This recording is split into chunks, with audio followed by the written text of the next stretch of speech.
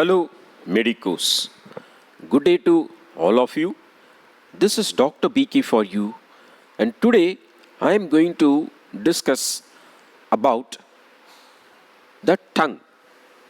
So, before discussing about the tongue, I will be actually talking little bit about the oral cavity. So, the boundaries of the oral cavity, and followed by that, we will be actually learning about the tongue in detail. Now, our learning objectives for today will be about the oral cavity, that is its definitions and boundaries. Then followed by that, we will be discussing the tongue based on its introduction, that is what is the major function of the tongue.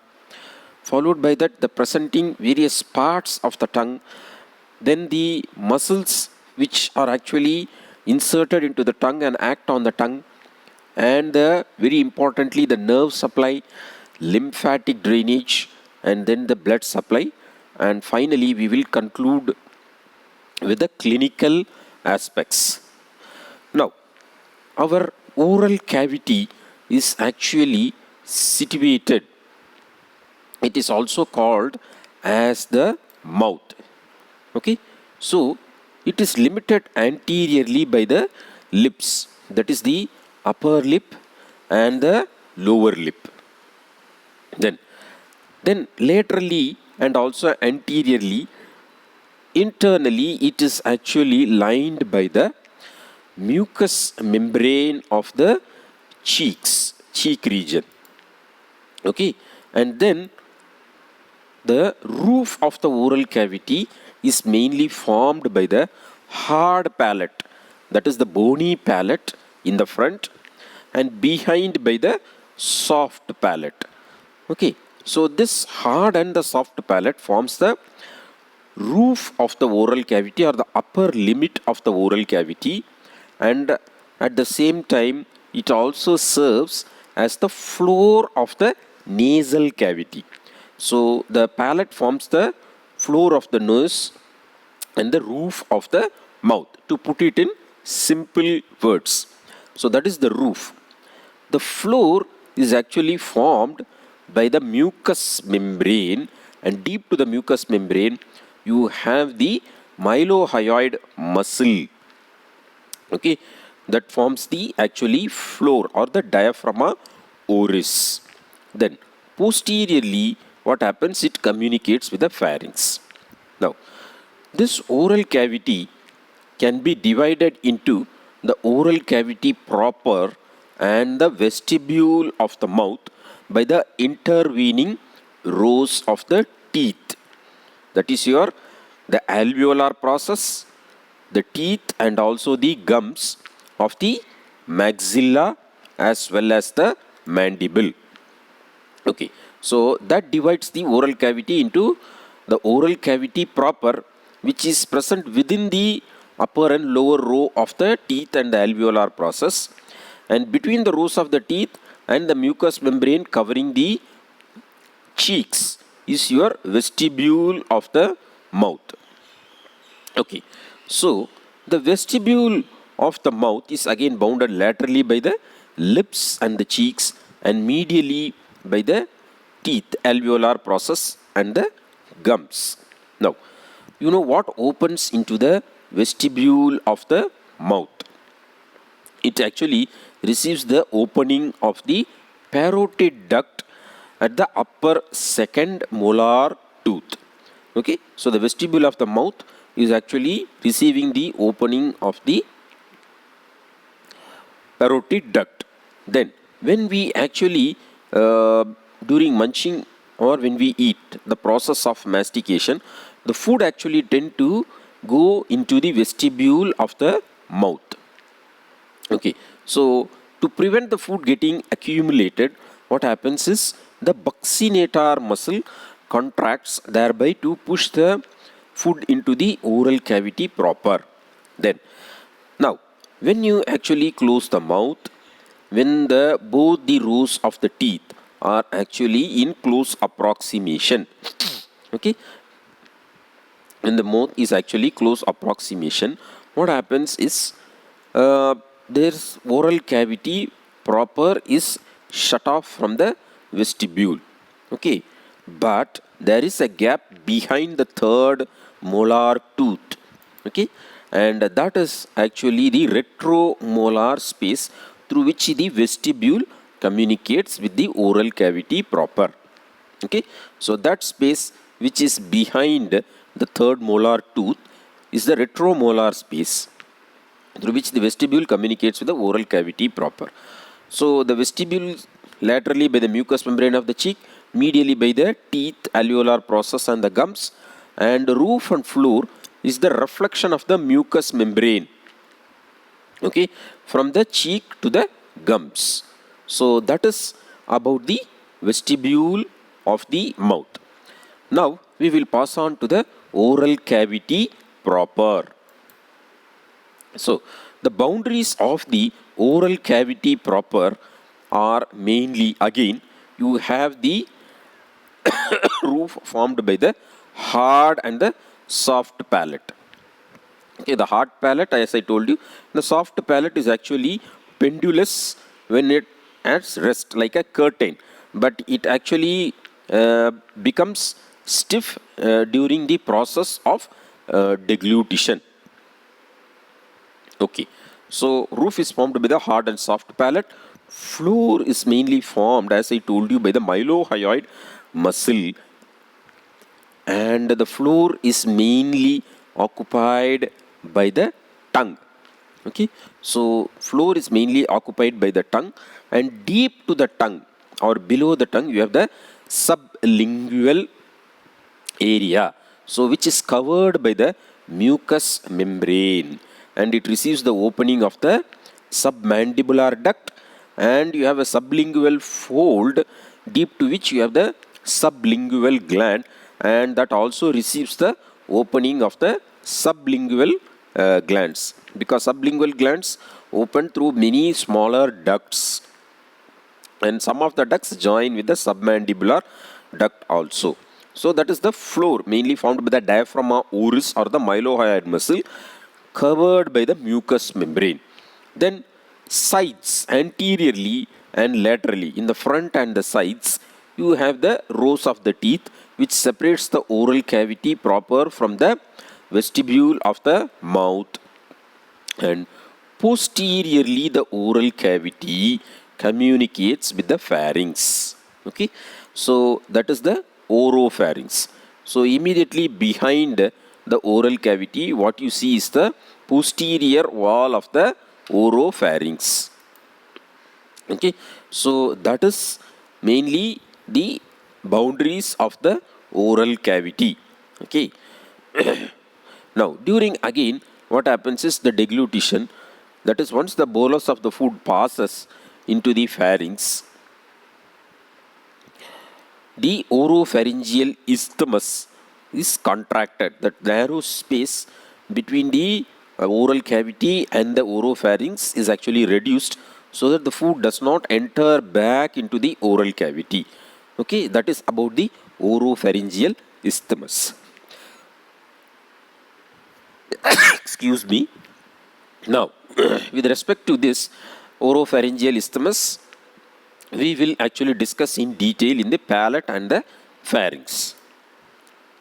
So coming to the tongue as such, now the tongue is actually a conical muscular organ which is covered by the mucous membrane on all the sides, whether it is the dorsal side or the ventral side, and also the lateral margins. Now, this organ has got many functions, mainly mastication of the food, mixing of the food, mainly the tongue is used. Then speech. So through the muscles of the, when the muscles of the mouth, the tongue contract, naturally it produces the speech, because the voice is only produced by the larynx, and that is converted into speech, that is vowels or consonants, mainly by the muscles of the tongue, or you can simply tell it as the movement of the tongue. Then it is also aiding in the deglutition or the swallowing process. So the food actually which is in the mouth, bolus of the food, has to be passed on to the pharynx, mainly by the contraction of the muscles of the tongue. So that is, the tongue has to approximate to the soft palate and then push the food backwards into the pharynx. Okay, then apart from that, definitely it is a organ of taste. So it has got taste buds distributed all along the tongue. Okay, so recognition of the taste is also another function of the tongue, and in some animals it is also used for thermoregulation, especially you can see in the canines or the dogs. So they actually protrude the tongue like panting. That is mainly for thermoregulation. And the various papilla of the tongue has a characteristic pattern of every individual, and the tongue print is used mainly in the forensic sciences for medico-legal purpose in identifying a person. Okay, so like the fingerprint, you also have tongue print, and sometimes there is also lip prints. Okay, so for the medico-legal purpose, the tongue prints mainly distribution of the pattern of the various papillae of the tongue. Then the tongue also reflects the status of your gastrointestinal tract. So in various diseases, actually the tongue can be examined by the physician, apart from the diseases of the oral cavity itself. Now, for one good example is yellow discoloration, coloration of the tongue actually indicates hepatitis. Okay, so that is about some of the functions of the tongue. Now we will directly pass on to the presenting parts. So the following parts of the tongue can be recognized, mainly the tip of the tongue. Okay, then followed by that you have the base of the tongue. Okay, so the posterior part of the tongue, and which is mainly in intimate contact with the epiglottis, is actually the base of the tongue.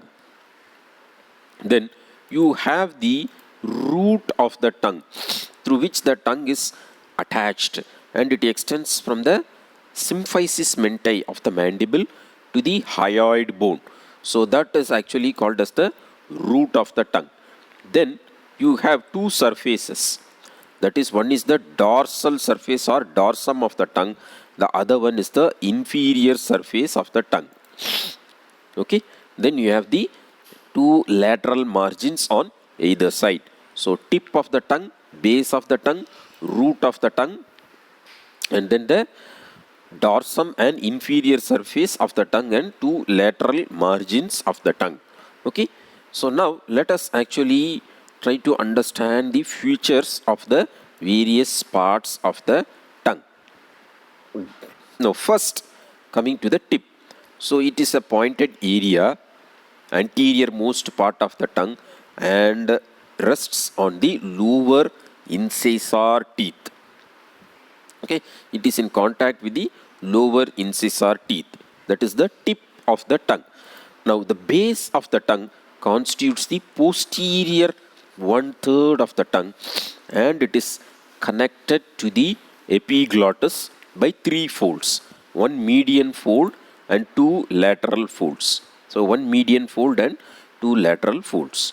The one median fold is called as the median glossoepiglottic fold, and the 2 lateral folds are called as the lateral glossoepiglottic folds. So where the posterior part of the tongue is in contact with the epiglottis through the 3 folds is actually called as the base of the tongue. Now between one median glossoepiglottic and lateral glossoepiglottic fold, you have the vallicula. So you have the 2 vallicula of the tongue. Okay, so vallicula represents the gutter. So that is about the tip of the tongue and the base of the tongue. Now we will pass on to the dorsum of the tongue or dorsal surface of the tongue. So it is mainly convex on all sides and it is covered by the mucous membrane. Now, the dorsum of the tongue can be divided into anterior 2/3 and posterior 1/3 by a V-shaped sulcus. That is called as the sulcus terminalis. Okay, that is actually called as the sulcus terminalis. The place where the two limbs of the sulcus meet, and that point is actually called as the foramen cecum. That is the foramen cecum. So developmentally, what happens? The anterior 2/3 and the posterior 1/3 are from two different sources. So anterior 2/3 mainly develops from the lingual swellings and tuberculum impar of the first and second arch. Okay, whereas the posterior part of the tongue and the posterior most vallicular part of the tongue develops from the hypobranchial eminence, cranial and caudal part of the hypobranchial eminence. So that is why the nerve supply is also different for the anterior part of the tongue, posterior and the posterior most part of the tongue. Now, I told you this is again which represents developmentally this sulcus terminalis, and the place where the two limbs of the sulcus meet, you have the foramen cecum. This foramen cecum is the place where the thyroglossal duct commences and descends downwards. Okay, so front of the sulcus terminalis is the anterior 2/3 of the tongue, which is called as the pre-sulcal part. Posterior part of the tongue is called as the post-sulcal part, and even the features are also different on the anterior 2/3 and the posterior 1/3 of the tongue.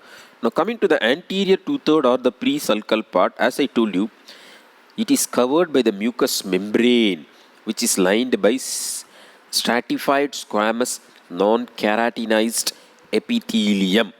Okay, and that mucous membrane is adherent to the underlying muscles through the lamina propria. Now, on the mucous membrane, you come across which is not smooth but rough or somewhat velvet in appearance due to the presence of numerous papillae. Okay, so the papillae, they are not of single but of various types of papillae you come across in the anterior 2/3 of the tongue. Now, first is the largest type of papillae is the circumvalid papillae. Okay, now where they are present? They are present almost 8 to 12 in number in front of the sulcus terminalis in a single row. Now, each papilla has a broad base. Okay, so the base is actually broad, and then what happens is blunt apex which is facing downwards like a truncated cone, and the broad base is actually surrounded by the sulcus. The broad base is actually surrounded by the circular sulcus, and what opens into the circular sulcus is your taste buds. Not only the taste buds, even the serous glands, they also open to the lower part of the sulcus. Okay, so the serous glands are mainly responsible for the secretion of the saliva, because I already mentioned in the salivary glands class that apart from the major three salivary glands, parotid, then you have the submandibular and the sublingual salivary glands. Your tongue anterior 2/3 has also got lot of lingual glands, anterior lingual glands, which are responsible again for the secretion of the serous type.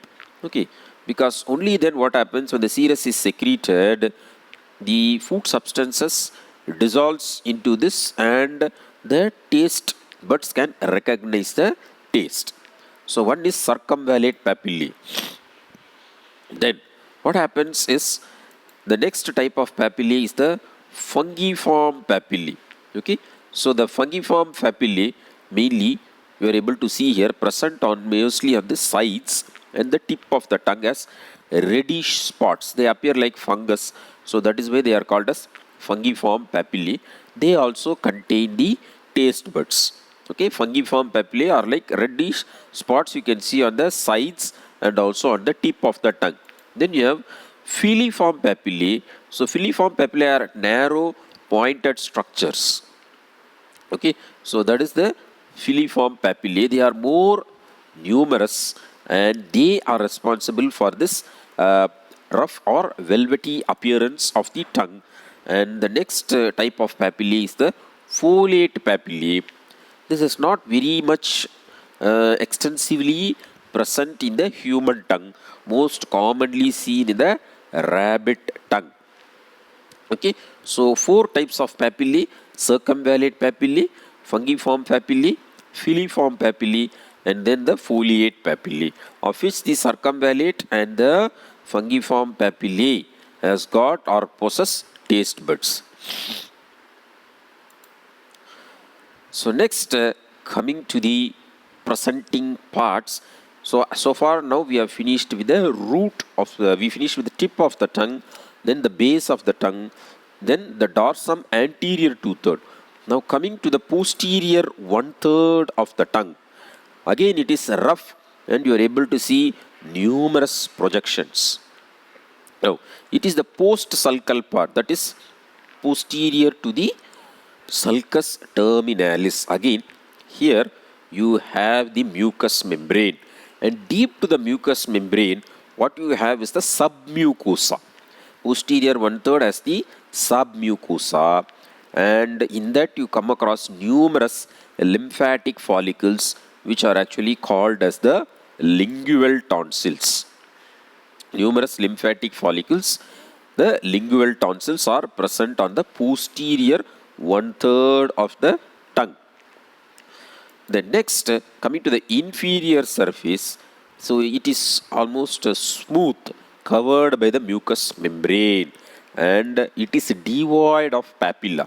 There is no papillae, and the mucous membrane reflects onto the fold of the floor of the mouth as a mucous fold, which is called as the frenulum linguae.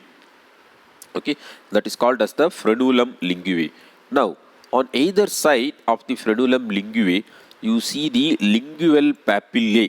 Okay, so median fold, and on either side what you see is the lingual papillae or sublingual papillae, which receives the opening of the submandibular duct.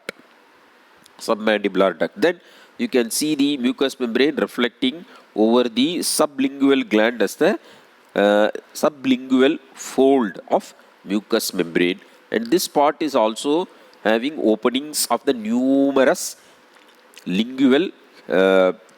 numerous sublingual glands. Okay, so you have the frenulum linguae, on either side you are able to see the sublingual papillae which receives the opening of the submandibular duct. Okay, then what you see is another serrated like mucous fold which is called as the plica fimbriata. So fimbriated means it is actually numerous processes. So plica means fold, plica fimbriata you can see. So between the frenulum linguae and the plica fimbriata, you see the dorsal lingual vein. Okay, so this is actually the dorsal lingual vein which can be seen on either side of the frenulum linguae. So all these features you can very well appreciate in your own tongue. Just in front of the mirror you can stand and examine your tongue. You can very easily appreciate all these structures on the inferior surface. On the superior surface also you can actually recognize the mainly the fungiform papillae, the reddish spots. But the lingual tonsils are all very difficult because it is situated in a more posterior plane. So next, coming to the presenting parts, the lateral margins. So again they are covered by the mucous membrane, and it receives the attachment of the palatoglossal arch at the junction of the posterior 1/3 and the posterior 1/3 and the anterior 2/3 of the tongue. Okay, so that is actually the palatoglossal arch, which is descending from the soft palate. It is a mucus fold, and deep to the mucus fold you have the palatoglossal muscle running inside the palatoglossal arch. So it forms the anterior boundary of your palatine tonsil.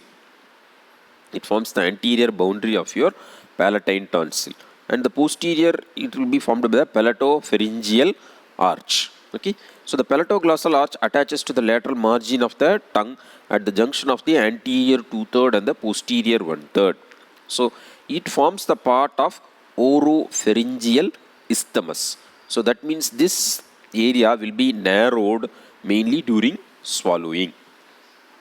Okay, root is the fixed part of the tongue, which is mainly formed by the Genioglossus muscle. Okay, so which extends from the symphysis mentae to the hyoid bone. It is mainly formed by the lower fibers of the Genioglossus muscle. Now coming to the taste buds on the dorsum of the tongue, they are mainly situated in the circumvalid papillae, tip of the tongue and the sides of the tongue. In the tongue, apart from that, you have taste buds even in the soft palate, even in the palatoglossal arch, and also in the pharynx. Okay, the oropharynx. So all these parts, what happens, the taste buds are present, and basically 4 types of taste are recognized. So sweet and salt mainly in the tip of the tongue. Okay, then what you have is the sour taste in the sides of the tongue, and posterior part mainly the bitter taste. So I told you the taste buds mainly they are seen along the circumvalid papillae and also on the filiform circumvalid papillae and also on the fungiform papillae you come across the taste buds. So each taste bud you look, it is mainly made up of specialized epithelial cells which are called as the gustatory cells. Okay, so you have the gustatory cells, and in between the gustatory cells what you see is the supporting cells. Okay, and here what happens is it has an opening called as the gustatory pore through which the hair process of the gustatory cells will project. Okay, so it is this hair process what happens is which recognizes the taste, because whatever the food which is mixed in the saliva, it is actually comes in contact with this hair process. Okay, and the base of the taste bud, it is actually receiving the afferent nerve fiber. So mainly branches of the taste sensations, cauda tympani nerve for the anterior 2/3 of the tongue, which actually travels via the lingual nerve. Okay, so mainly I told you they are gustatory cells, supporting cells are also present, and each bud has a gustatory pore through which the gustatory hair projects. Okay, now coming to the muscles of the tongue. So the muscles of the tongue you have on either side. So naturally it is for the each half of the tongue a pair of muscles for the whole tongue. So 5 pairs of extrinsic muscles are present. Okay, now what do you mean by each half is because in the center of the tongue you have the median fibrous septum. Each of the tongue you have the median fibrous septum. So each half, as I told you, has got its extrinsic and intrinsic set of the muscles. Now I told you pairs of extrinsic muscles, they are mainly the Genioglossus. Then you have the Hieroglossus. Then you have the Styloglossus. Genioglossus, Hieroglossus, Styloglossus, and then the Palatoglossous.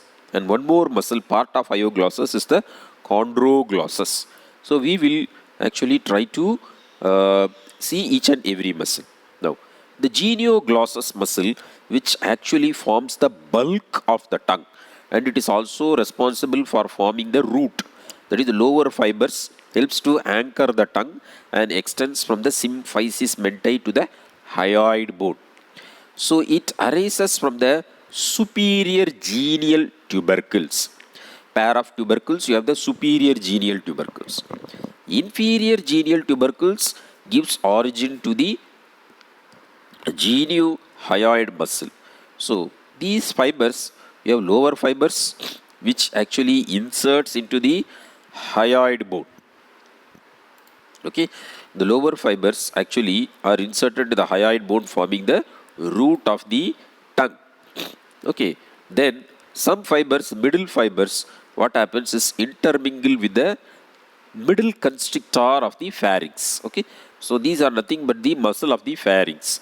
Then the upper fibers are the one which actually inserts into the tongue. So they curve and then get inserted into the tongue. So the main function is it protrudes the tongue and also makes the dorsal surface concave. It protrudes the tongue and makes the dorsal surface concave. So that is why this genioglossus muscle is also called as the safety muscle of the tongue. Okay, so I will come to that aspect mainly while discussing the clinical anatomy part. So first muscle is the genioglossus, which forms the main bulk of the tongue. So you have two genioglossus muscles on for each half of the tongue. The next muscle is the hieroglossus muscle. So we have discussed extensively about this muscle in the submandibular region. So here we will just discuss only about the origin and insertion. Arises mainly from the greater cornu and the adjoining body of the hyoid bone. The fibers pass towards the tongue and it is mainly between the styloglossus laterally. The fibers are actually intermingling the styloglossus laterally and the inferior longitudinal muscle medially. Inferior longitudinal muscle medially. So that muscle is the intrinsic muscle of the tongue, which I will be discussing after the extrinsic muscles. Okay. So it inserts into the side of the tongue and it makes the dorsal surface convex. Okay. So it mainly, when it pulls the sides of the tongue, the dorsal surface will become convex. That is the action of the hieroglossus muscle. The next muscle which arises from the tip of the styloid process and the stylomandibular ligament is the styloglossus muscle. So these fibers, they pass downwards and forwards and actually they are getting inserted into the sides of the tongue. And the main action of these muscle is retraction of the tongue, which is the opposite to the genioglossus muscle. While the genioglossus protracts the tongue, the styloglossus, what happens is it actually retracts the tongue, antagonistic to the genioglossus muscle. The next muscle which we are going to discuss is the palatoglossus. Palatoglossus, which arises from the palatine aponeurosis. Okay, so from the palatine aponeurosis, what happens? The palatoglossal muscle descends deep to the palatoglossal fold of mucous membrane. Okay, and then it is inserted into the sides of the tongue. So here also you are able to see the palatoglossal muscle, which is arising from the lower surface of the soft palate, mainly from the palatine aponeurosis, and it is getting inserted into the sides of the tongue. So it elevates the base of the tongue and narrows the oropharyngeal isthmus. So the two palatoglossal folds on either side are actually approximate and the base of the tongue is elevated and the soft palate descends. Thereby what happens? The communication between your tongue and the oropharynx is closed. Okay, especially during the deglutition. Okay, so elevates the posterior part of the tongue. That is the action of palatoglossus muscle. Now coming to the intrinsic muscles. Now mainly we have discussed about the extrinsic muscles. These 5 pairs of muscles, they alter the position of the tongue. That means they protrude the tongue, they retract the tongue, okay, and then they pull the base of the tongue or posterior part of the tongue upwards and all those things.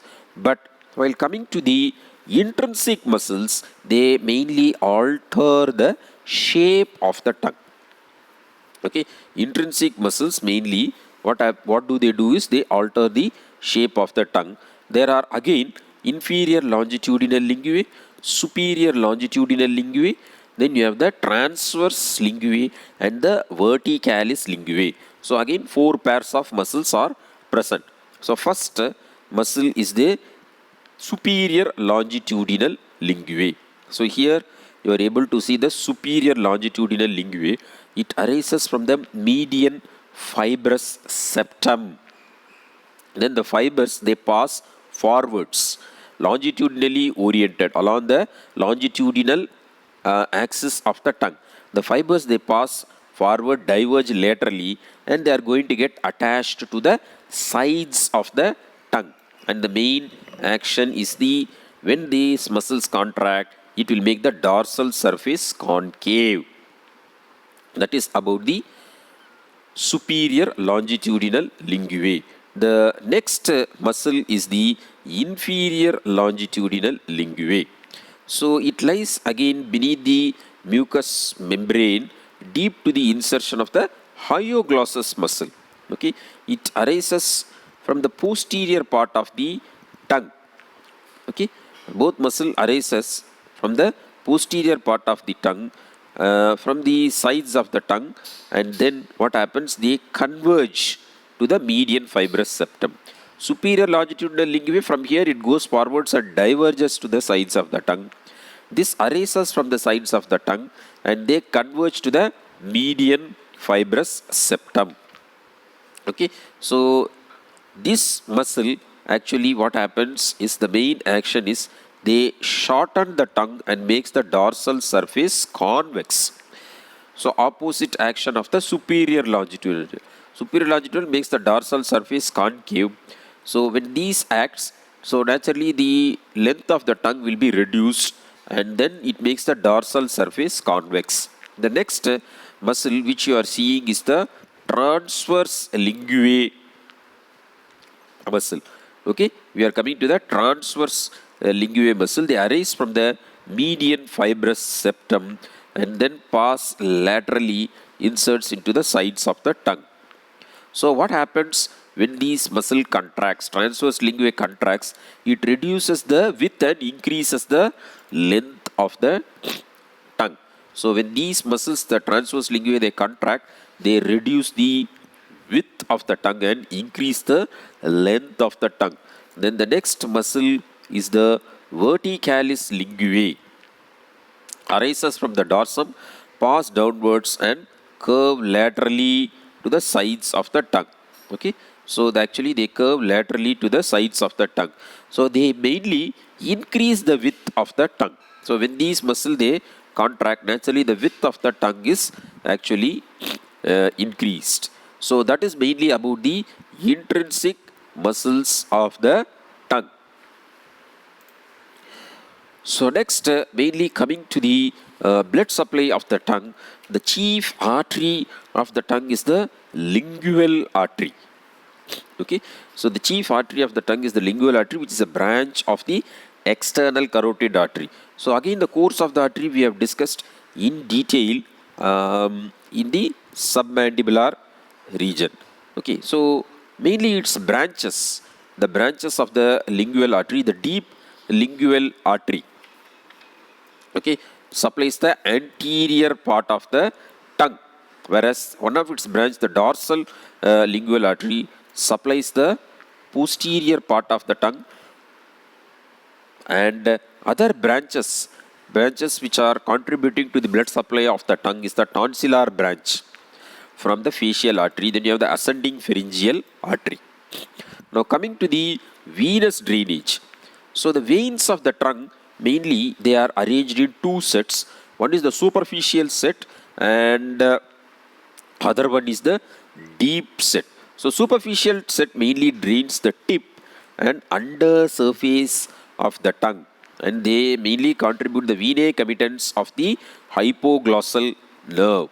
So the deep vein mainly drains the dorsum of the tongue, the deep lingual vein, which you are seeing the under surface on either side of the frenulum linguae. Okay, drains the dorsum of the tongue. It might accompany the lingual artery. Okay. Then you also have one more venae committens, that is the venae committens of the lingual artery. So they all actually unite to form the lingual vein. Okay. So they might unite to form the lingual vein and terminate into the internal jugular vein. Okay. So mainly the deep lingual vein forms the lingual vein and gets terminated into the internal jugular vein. The superficial vein might drain directly or might join the lingual vein. So that is about the venous drainage of the tongue. So next most important aspect is the lymphatic drainage, because cancers of the tongue are more common. The lymphatic drainage. So the lymphatic drainage mainly has got four sets. The apical set has one of the richest lymphatic supply, and mainly it drains into the submental nodes. From there, efferents pass to the submandibular nodes. Sometimes what happens is they might pierce the mylohyoid muscle, and also they efferents they pass to the directly to the upper deep cervical and also to the lower deep cervical, that is the jugulo-omohyoid nodes. So richest lymphatic supply is mainly the tip of the tongue which possesses. The sides of the tongue mainly they drain into the submandibular lymph nodes. The submandibular lymph nodes. From there efferents go to the lower deep cervical nodes. Then the central part of the tongue. The central part of the tongue, what happens? Even though the median fibrous septum is present, some of the lymphatics they crisscross. Okay, some of the lymphatics they crisscross, and mainly they drain into the deep cervical nodes. And finally, the posterior part of the tongue, there is a free flow of lymphatics on either side of the tongue, and they drain bilaterally into the upper deep cervical nodes. So whether it is the submental, then you have the submandibular, then upper deep cervical nodes like your jugulodigastric. Ultimately, what happens? All the nodes they finally drain into the jugulo-omohyoid nodes, which is the principal lymph nodes of the tongue. The next, we will pass on to the nerve supply of the tongue. So motor nerve supply, all the muscles of the tongue are mainly supplied by the hypoglossal nerve, which is motor to the tongue, except the palatoglossus, which is supplied by the cranial part of accessory nerve through the pharyngeal plexus. Except the palatoglossus, all the muscles. Now with respect to motor supply, some authors also describe about the secretomotor, because I told you anterior part of the tongue has got the lingual glands, anterior lingual glands. So they are again mainly by the chorda tympani nerve through the lingual nerve, that is secretomotor.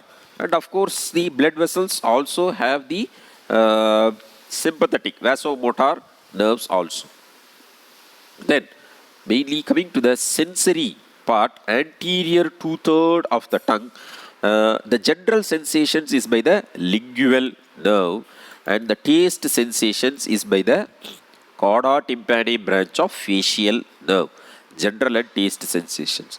Posterior 1/3 of the tongue is mainly including the circumvalid papillae is through the glossopharyngeal nerve.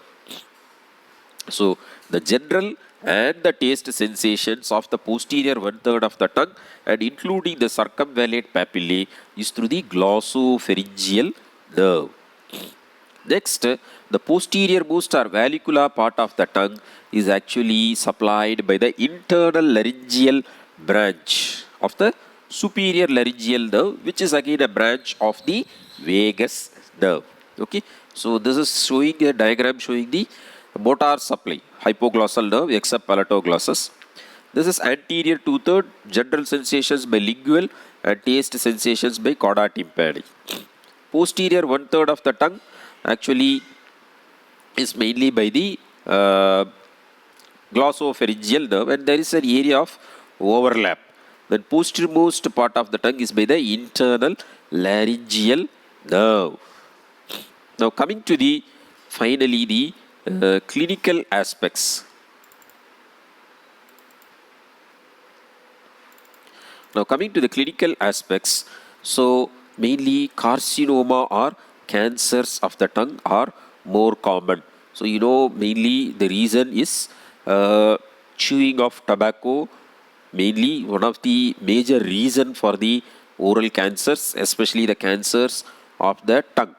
And some uh, some peculiarities, especially about the lymphatics of the tongue, is uh, mainly these lymphatics, they don't accompany the blood vessels. Then there is a free flow of lymphatics on the either side crossing the median fibrous septum, especially in the posterior part of the tongue. Okay, that is one of the important things. Now cancers mainly affect the lateral margins of the tongue, and in the anterior two-third there is almost some mild, what happens is the lymphatics on either side, but what happens is the metastasis is not so severe in the early stages. Only in the late stages it might also affect the other side of the tongue. So the prognosis is comparatively better with respect to the cancers affecting the posterior part of the tongue, because the lymphatics, they cross freely on either sides, and naturally what happens is it spreads to the opposite side. That is one thing. Same way, if the tongue, the tip of the tongue, since it has got a rich lymphatic drainage, because of this, again, cancers affecting the tip of the tongue can easily spread to the other parts of the tongue. Now, the referred pain in the tongue, especially in cancers, are actually referred to your infratemporal fossa and TM joint, and also is felt in the ear because of the branches of the trigeminal nerve, especially through the lingual nerve. So naturally, from the lingual nerve to the inferior alveolar nerve, the pain can travel and it can be felt even in the lower jaw. Okay. Now, with respect to the one more thing, the sensations, mainly the muscle sensations, proprioceptive impulses, again they travel via the various branches of the trigeminal nerve, especially through the lingual nerve, and they are actually relayed in the mesencephalic nucleus of trigeminal nerve, which is situated in the midbrain. Mesencephalic nucleus, not the principal nucleus in the pons. Okay. Then frenulum, if it is attaching or extensive to the tip of the tongue, it might produce a condition called tongue tie or ankyloglossia. So it will interfere with the speech. Then naturally you have to surgically, what happens is incise the frenulum and release the tongue. So Genioglossus is called as the safety muscle of the tongue because it helps in protrusion of the tongue. So in patients who are anesthetized, what happens? The tongue is pulled forward, or even in patients who are comatose or bedridden for a very long time, it has to be ensured that the tongue is pulled forward. Otherwise, the tongue might fall back and actually it might obstruct the airway, choking of the airway, and also leading to death. Okay, so that is one thing. So that is why it is the genioglossus which is called as the safety muscle of the tongue. The deviation of the tongue to one side, mainly to test the integrity of the hypoglossal nerve. So when you ask the patient to protrude the tongue, then the tongue actually deviates to the affected side. Okay, so the tongue protrudes to the lesion to which side? Okay, so because that side is weak. So that is how you also test the integrity of the hypoglossal nerve. So thank you very much for your patient listening. We will again meet again in one more session.